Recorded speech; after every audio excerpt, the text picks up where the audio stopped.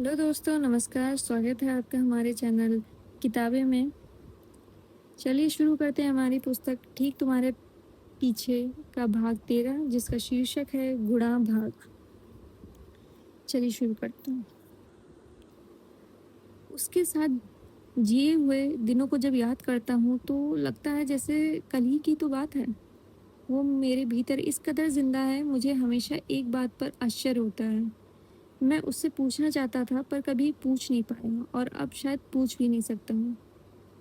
पर मैं सच में जानना चाहता था कि इतने सारे लड़कों में उसने मुझे ही क्यों चुना। शायद ये उसके लिए बचकानी बात हो, पर मेरे लिए इसी बात ने सब कुछ बदल दिया था। आईसीएच में सिगरेट के कश के साथ दुनिया बदल देने वाली बातें फीकी लगने लगी थी। अपनी पेंटिंग मुझे बचकानी लगने लगी थी। मैं अब पेंटिंग नहीं, प्रेम कविताएं लिखना चाहता था। बस इंतजार करता था उन दोपहरों का जब वो मुझसे मिला करती थी। क्या था ये पहला प्रेम? तुम्हारी उंगलियां जो कहानियां कहती थी। शिव, मैं अलग रहना चाहती हूँ। काश मैंने उससे शादी कर ली होती, तब वह मुझसे कहती, शिव मैं तुमसे तलाक चाहती हूँ। और ये कहना अलग रहना चाहती हूँ मुझसे ज्यादा कठिन होता है। जब वो अपनी थाली लेकर भीतर चली गई थी, तब मैं अपनी थाली में पड़ी हुई आधी रोटी को देख रहा था। एक अजीब सा ख्याल आया। आधा जीवन जी चुका हूँ, आधा पड़ा हुआ है, बिना सब्जी बिना दाल के अकेला, जिसे कोई खाना नहीं चाहता। वो शायद भीतर बेडरूम में जाकर रो रही होगी या अपनी थाली रखने के बाद किचन में ही खड़ी होगी। पता नहीं। अगर मैं थाली रखने किचन में गया और वहाँ मुझे खड़ी मिली, तो बात उसे ही शुरू करनी पड़ेगी। क्योंकि मैं किचन में थाली रखने आया हूँ और जा भी सकता हूँ। पर अगर वो भीतर बेडरूम में चली गई होगी तो बात मुझे ही शुरू करनी पड़ेगी, क्योंकि मैं उसके घेरे में प्रवेश करने के बाद मैं बिना बात के नहीं जा सकता हूँ। ये कुछ अजीब से नियम हैं जिनका गणित पूरे समय मेरे दिमाग से गुणा भाग कर रहा होता है। किचन में तुम नहीं थी, सो मैंने थाली रखी और भीतर तुम्हारे घेरे में प्रवेश कर लिया। मेरे पैर कुछ ढीले ढीले पड़ने लगे। तुम दूसरी तरफ करवट लिए लेटी थी। ये एक तरीके की घोषणा थी कि मैं तुमसे बात नहीं करना चाहता, पर ये सवाल मेरे जीवन का था, सो मेरा बात करना बहुत ज़रूरी था। पर मैं वहीं खड़ा रहा। मेरे पैर आगे बढ़ने का नाम ही नहीं ले रहे थे। तभी मेरी निगाह अपने बेडरूम पर गई। इस पूरे बेडरूम में, बेडरूम की हर चीज़ों पर तुम्हारे हाथों के निशान देखे जा सकते थे।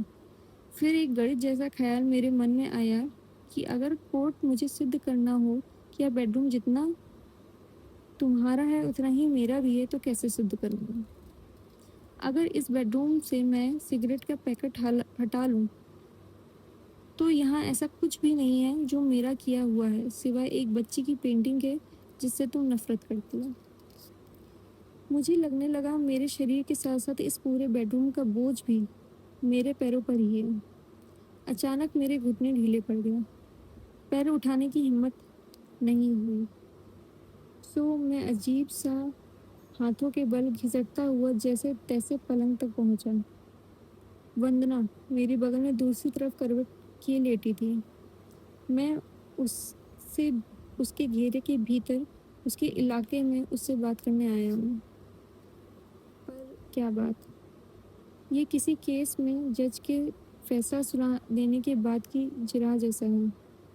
केस क्लोज हो चुका है, फैसला सुनाया जा चुका है, आजीवन सजा हो चुकी है। अब बहस कैसी, बात कैसी, कौन सी? मैं सोचने लगा उस पहले शब्द के बारे में। पहला शब्द क्या होगा? क्या कहूँगा? या पहले तुम्हें हाथ लगाऊंगा? कहाँ, कंधों पर या बालों में? मेरे हाथ लगाते ही तुम पलटकर मुझे गले लगा लोगी या मुंह छिपा लोगी, या पता नहीं। तुम ये भी कह सकती हो, इतना सुनने के बाद ही तुम बेडरूम में आ गए, बेशरम। मैंने बिना कुछ कहे वंदना के कंधे पर हाथ रखा, उसे धीरे से पलटाया। वह सो चुकी थी गहरी नींद में, जैसे दिन भर खेलने के बाद शाम को बच्चे खाना मांगते हैं ना, आप उनके लिए खाना लाओ, उससे पहले वो सो चुके होते हैं। बच्चों जैसी वंदना मेरे साथ खेलने के बाद सो चुकी थी। गहरी नींद, शायद वो बहुत दिनों से या महीनों से, पता नहीं, शायद सालों से मुझसे यह कहना चाहती थी कि शिव, मैं अब अलग रहना चाहती हूँ। आज उसने कह दिया और वह सो गई। गहरी नींद। हमने शादी नहीं की। यही एक बात थी जिस पर हम दोनों एक साथ राजी हो गए थे। पर पहली बार ये विचार मेरे ही मन में आया था कि हम साथ रहेंगे पर शादी नहीं करेंगे। ये उस वक्त इंटेलेक्चुअल जैसा कुछ था। इसमें एक फिलोसॉफी सी दिखती थी, पर एक सीधा कारण भी था। जब मैं तुमसे पहली बार मिला था, जब तुमने कहा था कि तुम्हें घर सजाना अच्छा लगता है और तुम माचिस की तीलियों से एक घर बनाने में लगी थी, तब शायद पहली बार मैंने प्यार को महसूस किया था। तुम्हारी उंगलियों को कहानी कहते सुना था। मुझे लगा शादी के बाद ये सारी कहानियाँ कहीं ख़त्म हो जाएं। ये सब कुछ बस इस तरह बहुत सुंदर है, इसे बस ऐसे ही रहने दें। मेरी इच्छा हुई कि अभी इसी वक्त वंदना को झिझोड़ कर उठाऊं और कहूं कि चलो, हम अभी इसी वक्त शादी करते हैं, और फिर से एकदम शुरू से एक नया जीवन। जब मेरी पहली पेंटिंग की एग्जीबिशन लगी थी, तब तुमने मुझसे कहा था, तुम अपनी आत्मा पेंट करते हो। उसके बाद उस एग्जीबिशन की भीड़ में मैंने कुछ और नहीं सुना था। सब कुछ धीमा हो गया था, एकदम धीमा।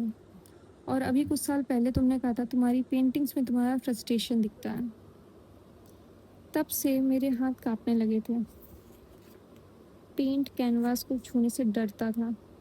हर पेंटिंग के बाद मुझे लगता था जैसे मेरी ये पेंटिंग तुम्हारे सामने हाथ फैलाए खड़ी और कह रही है, प्लीज़ अपने विचार बदल लो, और वो आत्मा वाली बात एक बार फिर से कह दूँ, तुम अपनी आत्मा से पेंट करते हो और तुम्हारी पेंटिंग्स में तुम्हारा फ्रस्ट्रेशन दिखता है। ये हमारा संबंध था, और यह हमारा संबंध हो गया था। ये सब कुछ बच सकता था अगर तुम मेरी बात मान लेती, अगर हम दोनों के बीच एक तीसरा होता। हमारी बच्ची वर्षा। वर्षा, मैंने तो उसका नाम भी रख लिया था। मैं जानता था तुम्हें बच्चे अच्छे नहीं लगते, पर ये शायद हमारे संबंध के लिए ज़रूरी था। तुम कितना चिढ़ जाती थी जब मैं तुम्हें कभी कभी वर्षा कहकर पुकारता था। मैंने वर्षा की एक पेंटिंग बनाई थी, सुंदर सी हमारी वर्षा, और जानबूझकर उसे मैं अपने बेडरूम में लगाया था। तुम्हें कसम दी थी कि तुम उसे कभी नहीं निकालोगे। वर्षा के ना होने का मैंने बस तुमसे इतना ही बदला लिया था। तो ये था हमारा भाग 13। कल मिलते हैं फिर से इसके अगले भाग के साथ। तब तक प्लीज़ लाइक सब्सक्राइब करें और कमेंट्स में अपनी राय ज़रूर बताएं। Thank you.